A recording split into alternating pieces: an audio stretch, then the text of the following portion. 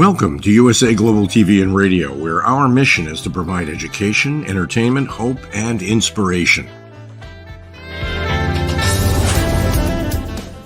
USA Global TV and Radio connects you with experts and audiences all around the world every single day to help you succeed in business and to live a richer life. Visit us at usaglobaltv.com to learn about career and life-changing training and mentoring programs like the Listening Mentor. Subscribe to our newsletter to stay informed about our special programs and offers. Discover how you can become a guest on one of our shows or a host or producer of a USA Global TV and Radio show of your very own. That's USA Global TV and Radio, where the doctor is always in.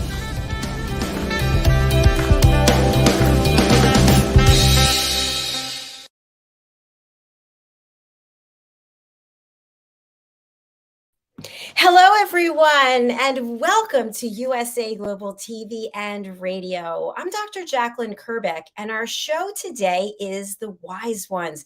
We interview people from all over the world to hear about the work that they're doing to help inspire and lead others.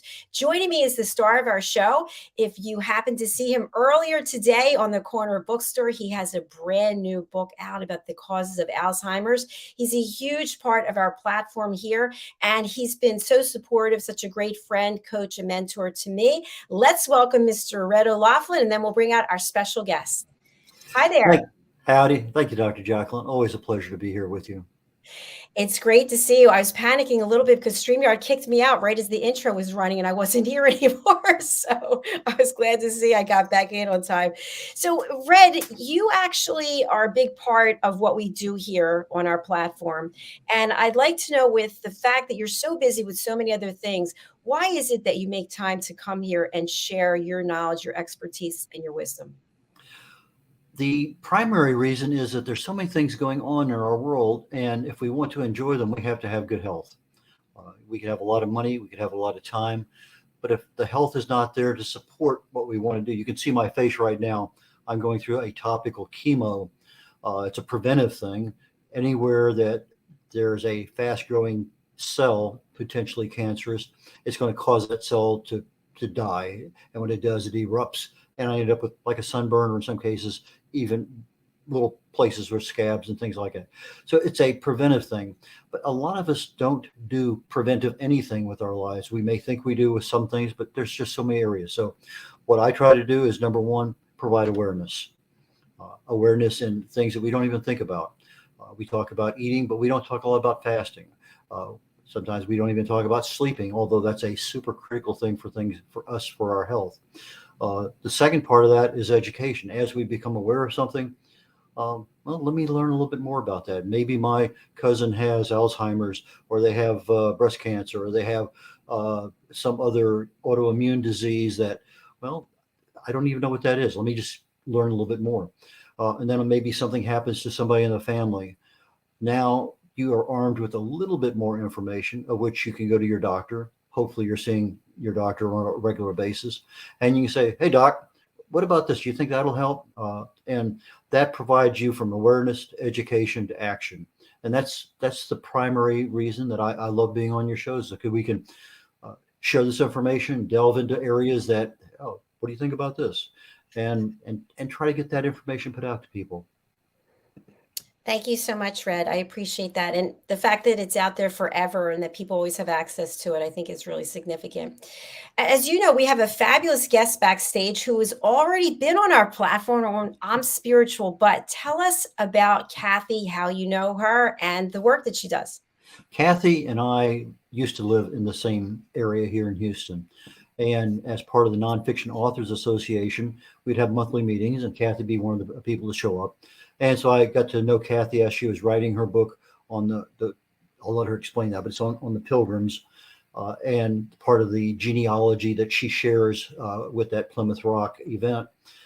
And so we got a chance to know each other. And as a part of things, she has been made presentations to the Nonfiction Authors Association a couple of times in person on Zoom during COVID. And so we've remained friends. We're good writers. We share things with each other. And when the time came to say, well, You've got a really interesting book on a topic that I think a lot of people, we sort of know it's the 400th anniversary, but maybe we need to know just a little bit more. And I said, this is a great platform for that. Plus the fact that she's a wonderful person anyway, who's got a myriad of background and different things. And so I said, Kathy, why don't you join us? And so Kathy Haueisen, Kathy Haueisen.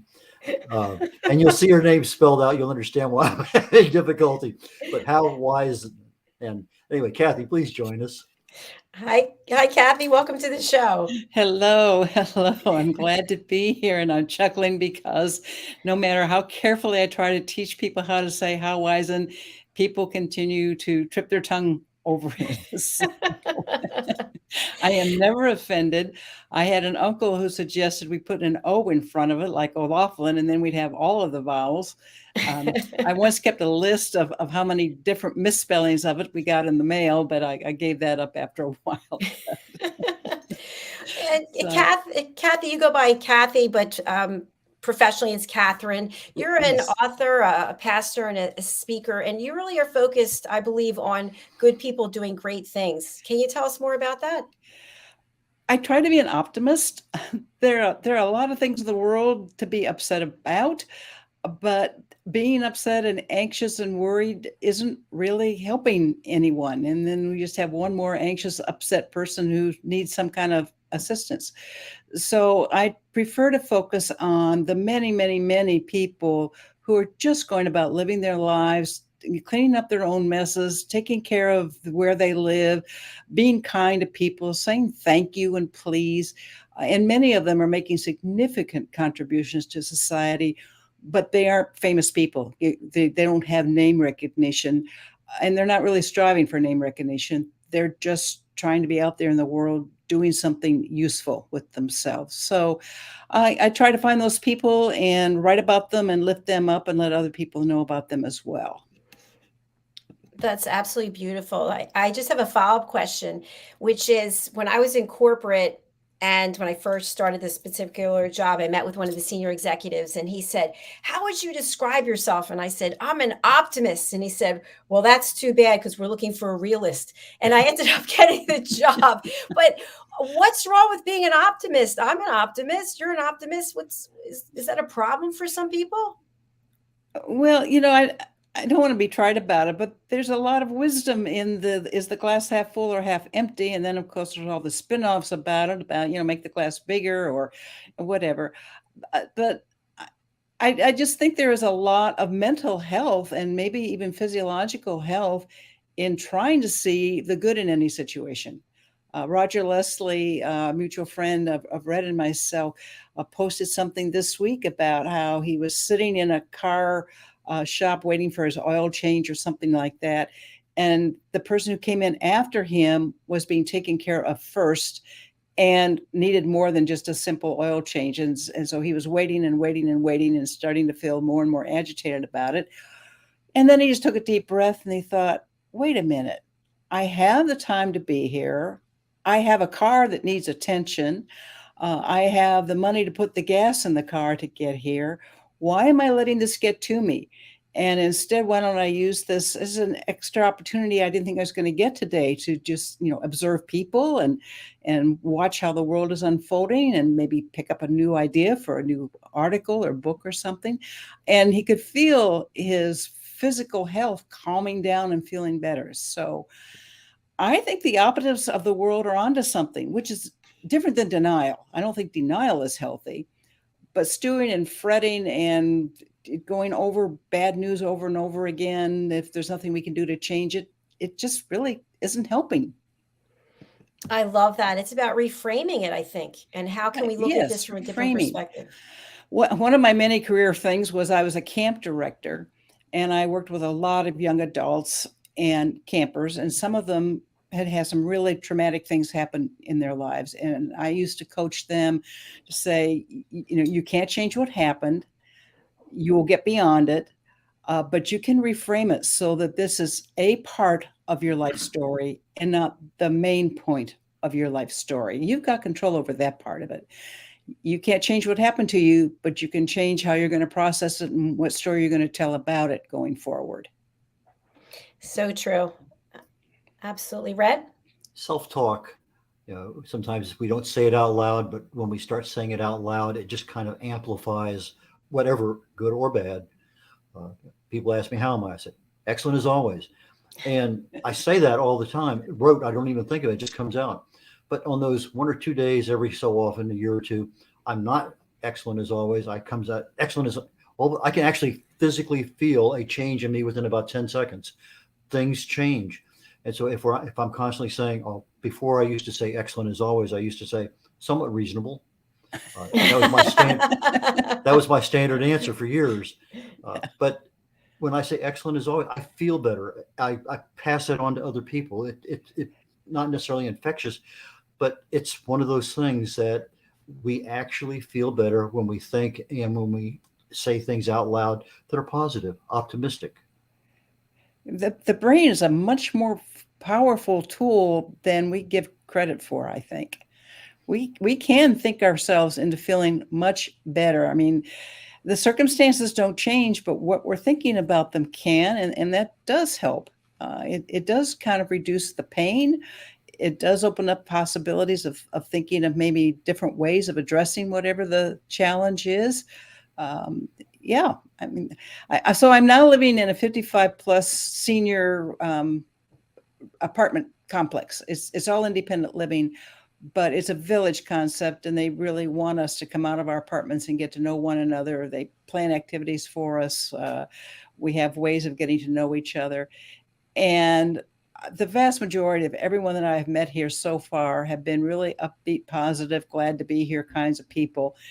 And as you will have in any village of 200 people, we have a few people who just are unhappy, and they're perpetually unhappy.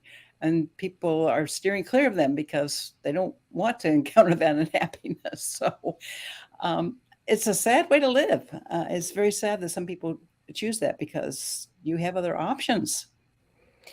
Yeah, I think that when we are in that mindset that we miss out on opportunities because we can't see them because we're just so woe is me, everything is wrong, I can't do this anymore.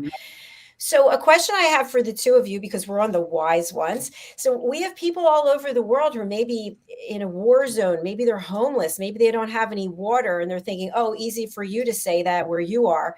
What would you say to them?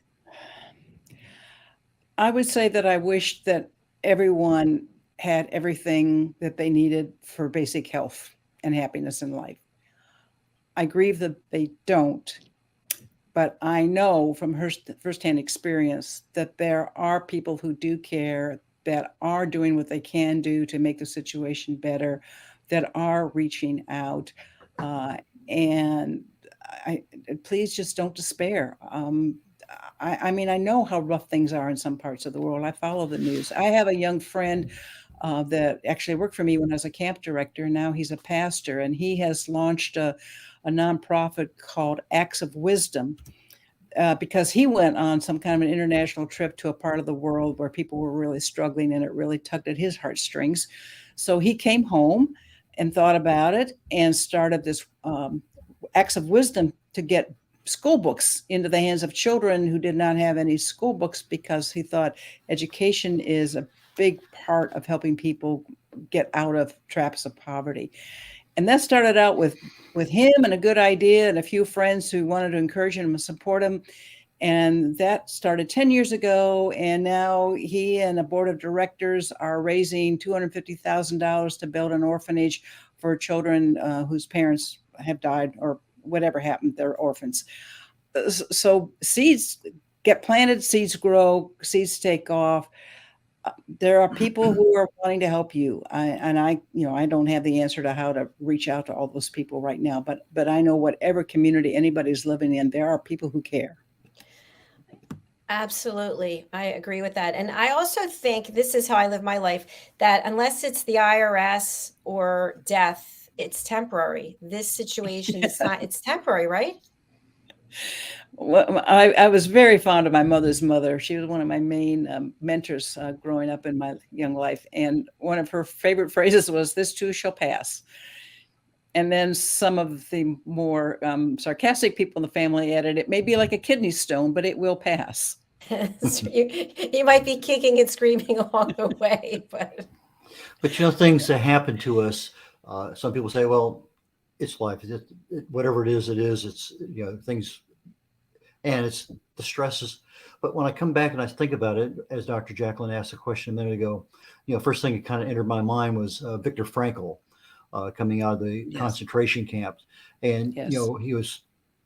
he wrote a lot about it, spoke a lot about it. And why did some people survive concentration camp and live a decent life afterwards? I know one concentration camp survivor, a good friend of my parents, and there's things that separate them apart. It's not what happens to you, it's how you accept it or what you hold on to. But it's also, what is your purpose in life and how are you there? And I think Viktor Frankl kind of hit that on the head when he's, these things will happen. But if we give up and it's just, as you say, woe is me, I heard that a moment ago, it changes our entire body, our health, our mindset. Everything begins a gradual degradation, or in some cases much faster than gradual, but those things do affect us. They really do. Yeah. And how many times in the world have we not had water and they need to go down to the river, get something, bring it back, boil it? I mean, that was for generations, probably the way things were. And then also, now we have indoor plumbing. So, we're in Holy Week, and the basic Christian story is there was a crucifixion on Friday, and a lot of despondent people thought they had just lost all hope that they had for the past few years. And then we have the Easter story. And so whether people buy into the Christian story and claim to be Christian or not, to me, it's the way, your boss wants you to be realistic. It is the way the real world works. Despair is not the end of the story. It's the low point, perhaps, but there's a better day coming. No matter how good or how challenging a situation is, it's not going to stay that way. I always tell people when they're having a good stretch, I said, really enjoy it, pay attention, really soak up how wonderful this moment is, because you know what? It's not going to stay this way. No matter how good it is, something's going to shift, and then it's not going to be as wonderful as it was, but it's not going to stay awful either. It is constantly in motion. So I think the obligation to those of us who won the birth certificate lottery and were born in this country with the many benefits that we do have, I think we have a moral obligation to be aware that it's not like this everywhere and do what we can to do something for other people. And different people have different talents. Some people are good organizers. Some people have wealth to distribute. Some people have technical skills to share. But everybody has something. And again, for our own mental health, finding a way to share that and then getting actively involved in doing that, I think, is really the way to go. I totally agree, Kathy. And one thing that everybody can do, literally, is random acts of kindness. Yes. Yeah, those things are so easy. They don't cost you anything but maybe a couple seconds. And it brightens the person up and the person you're helping. I mean, even just saying something not invasive, but personal to the gal who's checking you out at the grocery store or wherever. It's just saying, a comment on the weather. I mean, anything that you're a human, I'm a human, we're in this space together for these few seconds. Let's acknowledge each other. So true. Kathy and Red, recently someone said to me that Easter's coming, and this person was really upset because since COVID, everything's different, and lost a family member, and other family members live in different places. And why can't it be the way that it used to be? There's not going to be a big group of us getting together. And I said, that's okay. Maybe if you looked at it from, this is a new way of doing things. And of course, we're sorry for the losses, but what could a new situation, a new family dynamic look like, and how can you embrace that? And the person was like, oh, I never actually thought about that. But so often we're like looking back, we're always looking over here at what was, and we can't grow if we're doing that. Right. I remember the first Christmas that we spent away from any family. 4 of us had moved to Houston, and there was no family within 1,000 miles, and so we were resigned to spending Christmas by ourselves. But we reached out to some other people who were also new to the city and far, far away from family, and decided we were going to have the two families spend the day together. And it was just delightful. We got to know them. We knew each other from before we moved, but not well. It's just a small world coincidence thing that we both ended up close enough to be able to spend time with each other. Our daughters had been in a class together in school. And so somehow or other, we each knew that the other family had moved. And so that started a different kind of a Christmas tradition. It wasn't the same, of course, but it was certainly very beneficial to both families that day to spend that time together. For sure. And if you think about it, I mean, I could still be with my ex-husband, no offense. You know what I'm saying? If you don't move and change and do things, you don't know what else is out there. Right. And as a result of the pandemic and leaving my corporate job, I was able to start this platform and meet you fine folks and Right. and create all these collaborations. So I always feel I have gratitude in my heart for the opportunities that I am able to enjoy.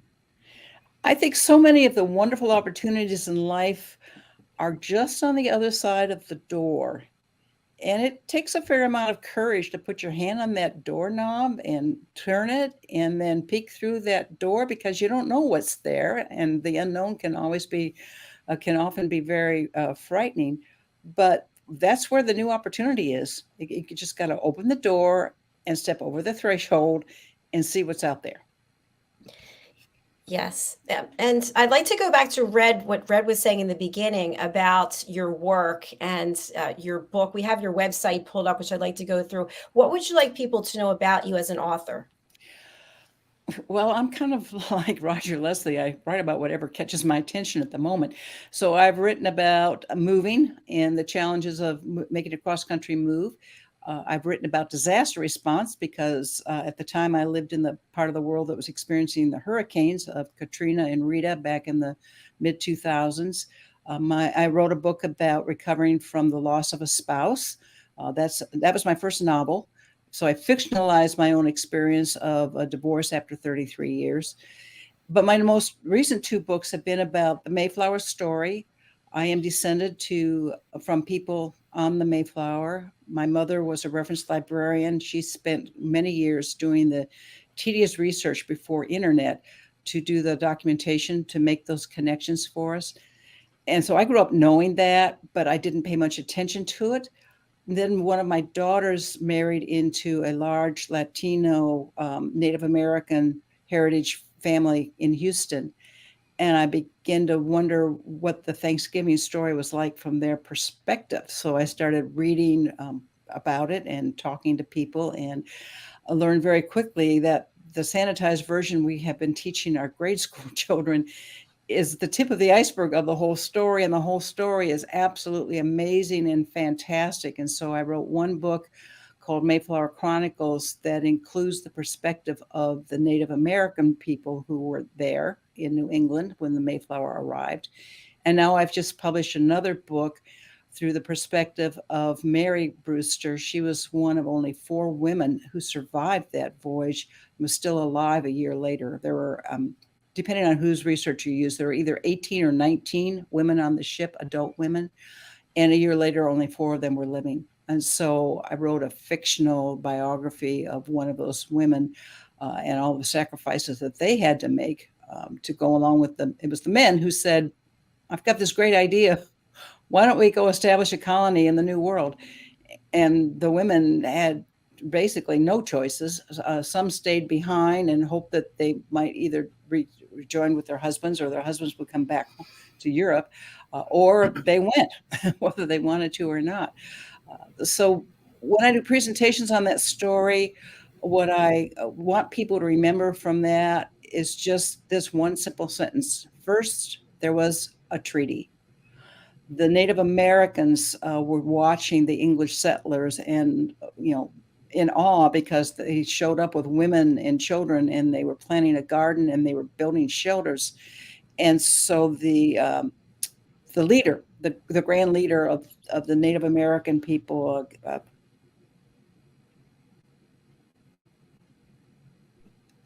he came calling on them through translators, said, we need to talk about how this is going to go. And they sat down one afternoon in March and worked out a 7-point treaty, which they honored for a full generation, not without any problems, but for the most part, they got along peacefully enough as neighbors for a generation, for 50 years. And then the original leaders died, primarily of old age, and more people came who had not lived through the hardships that those people had and were hungry for land. And then King Philip's War broke out in 1676, and it was horrific. But before that, there was a treaty, and they honored it. So what I really want people to know is that we can get along if we decide to get along, and we honor the commitments that we have made to one another. So that's what I like to write about. That's my current focus. That's beautiful. I've actually never heard anyone write on this topic, so it's really there's plenty intriguing. of books out there, but they're mostly from the English perspective. Yeah. So I tried to, from the English men's perspective. So I've tried to give voice to the Native American. I was really nervous about that book. I tried to interview some Native American people. It took me quite a while to find any who would talk to me, but I finally did. And then I asked them to review the book before it was published. And I was really nervous that they would come back and say, please don't. This is not your story. How dare you? And then I didn't know what I was going to do, because I would be in a moral dilemma about, I asked them for their opinion. And then if I got it, what was I going to do with it?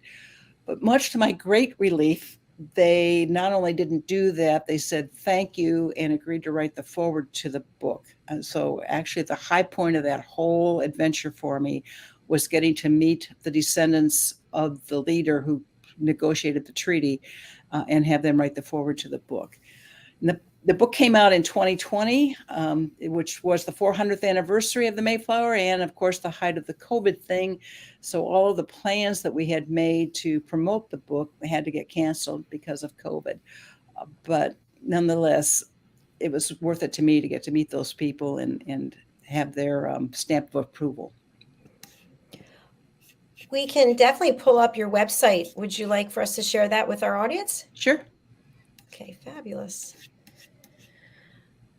Okay. Is this the right website? Yes, and the newest book is on the top. The Mayflower Chronicles has now been pushed down a little bit because it's old, and Mary Brewster's Love Life is new. So the title of the book, oh my gosh, we were back and forth and back and forth. It took 3 years to write this book. We finally landed on Mary Brewster's Love Life, matriarch of the Mayflower, because she was the oldest woman alive among the women a year later, but also Love Life, not as a romantic fling that she had, but as in she was, to me, she's the example of faithful people just faithfully doing what's put in their path to manage. So she took in several orphan children, both before they came to the New World, and then those stayed behind with other people and other orphan children when their parents died in the New World. She was a mentor to the young women who, there were a couple of them who lost both of their parents in the hard first winter. She was faithful to her husband, even though he was gone part of the time. He was in hiding to protect himself from being arrested and perhaps tortured and executed as a traitor to the Church of England. And then there was a whole harrowing trip over here on the Mayflower. So she just patiently did what was put in front of her to do. And I think we don't give enough credit to all the people who don't have big names and big titles and big paychecks, but they keep the home fires going, and that keeps society going. So I wanted to pay a tribute to all of those people. Fantastic. Thank you. I'm over here on the website. Where else should we go to show our audience? Can you scroll down a little bit? Sure. Keep going. Yeah. So I write blogs every week on different topics. The newest ones always show up on from left to right are the newest ones. I think you probably have to go back to my writing to see Mayflower Chronicles. We're just redoing this. The book just came out a couple of weeks ago, and we're trying there. Scroll down, you'll get to Mayflower Chronicles. There you go. Yeah. That's the one that tells about both of them. And if you scroll down a little bit more, you'll be to Asunder, which is a novel with an appendix about how attitudes and expectations of marriage have changed through the centuries. People always often talk about biblical family values. I said, well, which model are you talking about? Because there's many different forms of marriage that are referenced in the scriptures. So I wrote that book to be a source of healing for people who have lost a spouse, whether to death or divorce. It's a major change in your life to go to be single again after having been part of a married couple for a long time. It's other than losing a child, that is perhaps the biggest trauma that people go through. And so I wrote that book as a fiction novel about the recovery process. If you go down a little bit further, I was asked to edit the writings of Kathleen Norris. She's kind of a prophet, a very poignant writer. This is 40 excerpts from her books, and then some questions for journaling or small group discussions. It's intended to be used particularly in a time like Lent, when you might have a small group come together. And if you go down a little bit further, we're looking at A Ready Hope. I wrote that after I experienced Katrina firsthand. I was invited to help our Lutheran church in that part of the country with some disaster response things. Mostly, I was coordinating communication and telling people in North Dakota that we really appreciate the offer of wool blankets, but that's not what we really need in New Orleans in August. So could you maybe just send gift cards instead? I co-authored that with my daughter because she works full-time now in disaster response. And so she had access to all the information, and I had the time and the know-how to put it together in book form. So that's intended for both people who are going through a natural disaster, what's going to happen the first year after the media moves out, and for people who want to go down and help. We had one of the real problems in disasters, people want to show up to help, but they don't want to be informed ahead of time of what's really helpful. And so then it becomes what they call the second disaster of dealing with volunteers who aren't prepared for what they're going to encounter and for the lack of facilities that are going to be there for them. So they definitely need the volunteers, but they need volunteers who know what they're getting into and are prepared to take care of themselves. And the book below that, I co-authored with the bishop of the Lutheran church in that area at the time. They wanted it out for the occasion of the 1-year anniversary. And so I said, if you would just kind of like stream of conscious, write what you've been through as the bishop responsible for churches that have 6 and 8 feet of water in their sanctuaries and hundreds of displaced members collectively, I'll get it organized enough that you can put it into a book. So that was a project we did together. And then the last one is Married and Mobile, and that was after our 4th move in 5 years that landed us in Houston. I was really tired of brown boxes, and I kind of went on strike. I said, I'm not doing anything else until I write a book about this, because I am done packing and unpacking. Oh, fabulous topics. And for people who are interested, they can go over to www.howwise, then THEN.com, and it's in the comments over here. And that is a play on my name, because those are 3 words people can pronounce. But also that our ancestors knew things, and we would do well to learn from them. If they're alive, for heaven's sakes, talk to the people in your family who are older than you and learn what their life was like, because they've been through some stuff. And now that I am the leading generation in the family now. Read history, read biography, read nonfiction history, learn. We don't have to keep reinventing the wheel. Other people have learned things that we can benefit from. Absolutely. I agree. And Kathy, I have a question for you as we're coming to the last segment of the show, and it might be too big of a question for the amount of time we have, so hopefully you'll come back. But you're also a pastor, and as a pastor, I imagine people come to you and tell you things that have been weighing on them, that they've been carrying burdens. Yeah. And Red and I are part of a community of people who are elevated listeners, meaning we listen without judgment.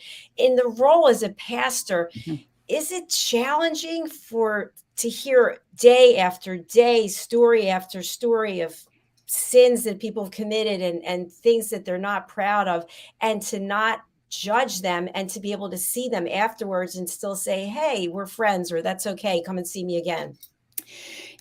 I did not become a pastor till it was within touching distance of my 40th birthday, which is another long story. But one of the big things I had to adjust to was I could no longer talk out everything with my husband, because, we knew a lot of people together, and, they would tell us things, and we would, not to gossip about them, but to like, is there anything useful we can do? Or, oh my gosh, I'm, so sorry that happened, or, whatever.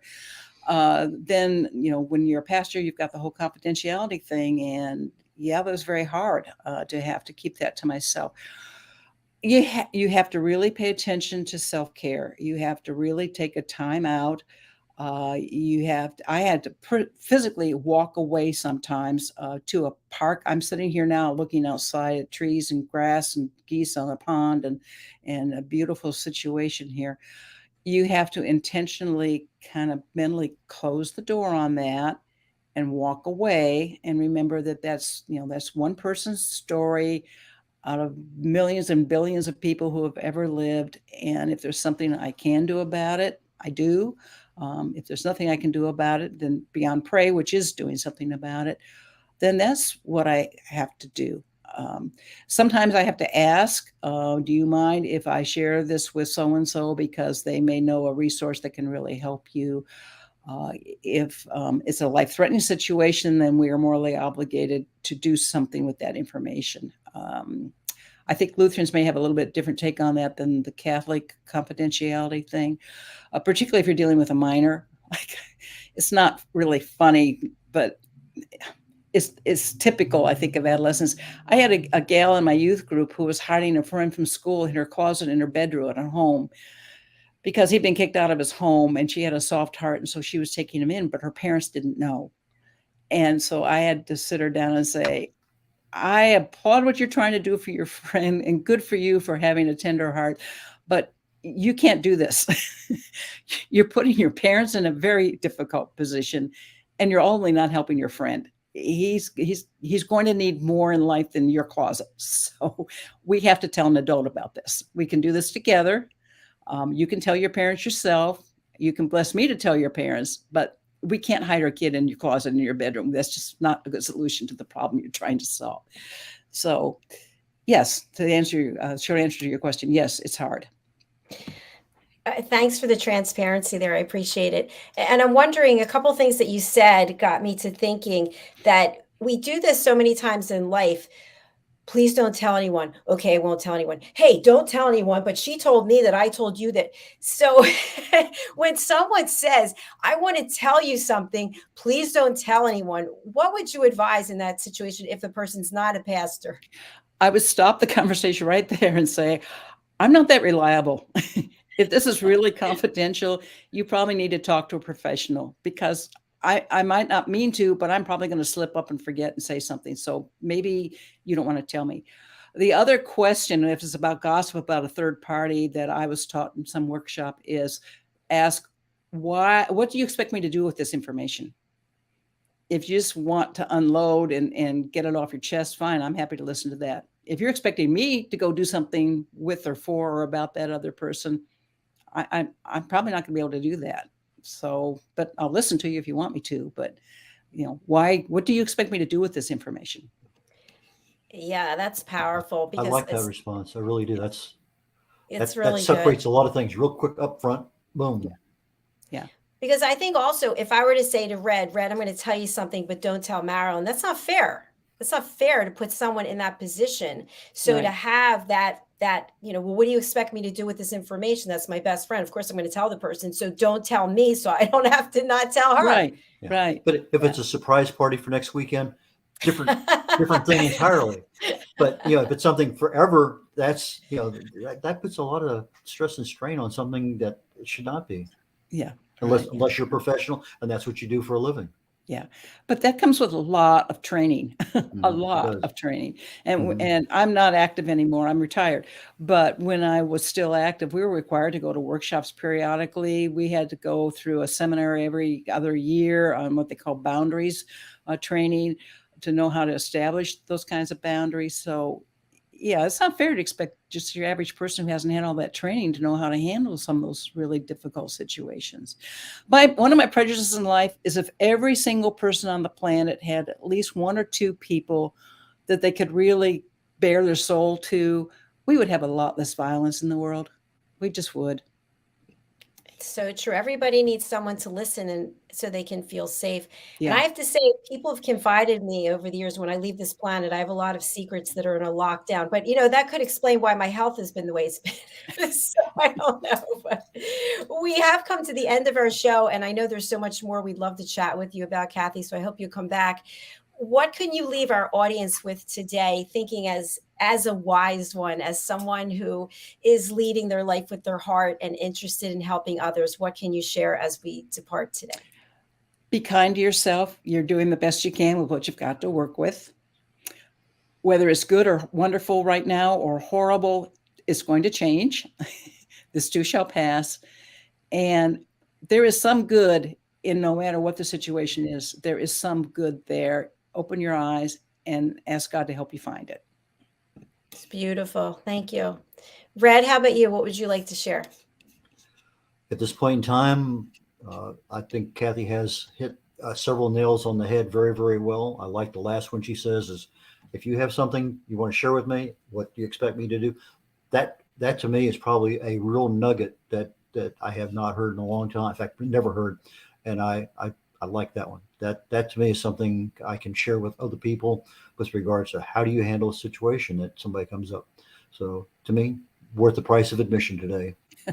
Well, thank you, Red, for the invitation. This has been great.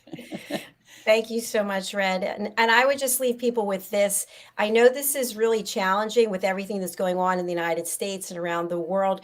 But if we could stop judging one another, if we could just actually take, like I physically take a step back and just say, okay, I'm going to take a deep breath and I want to listen to what you have to say. Not as how it suits me or my life or what I think, but I want to give you this safe space that you can share. Now, if it's a secret, please don't tell me. But otherwise, Yeah. And of course, we want to wish people a very happy Easter holiday. And thank you so much for watching and for listening. Kathy, what's the best way for people to get in touch with you, and who would you like to reach out?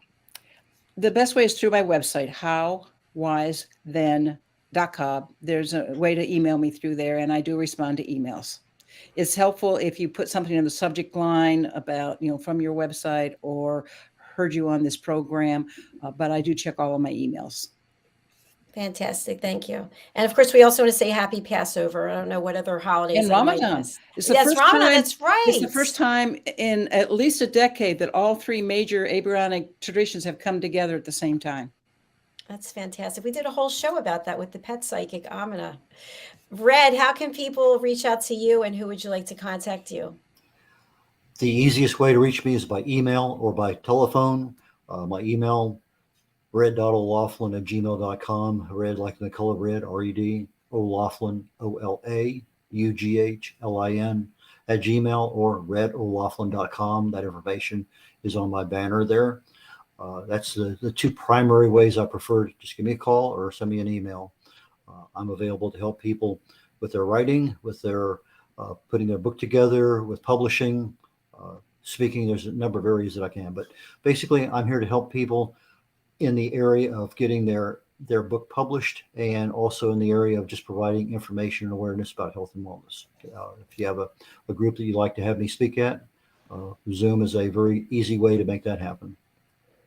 Thank you, Red. And please stay tuned. Our next show is coming up. It's Talking Heads. It's starring Red O'Laughlin, and he's going to be talking about cancer causes and options. So that's right after this. Wherever you're watching us, please do stay. If you'd like to be a guest on any of our shows, we have about 25 to 30 live shows every week, each with different topics.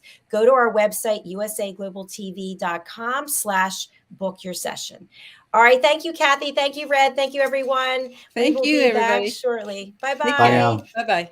Thank you.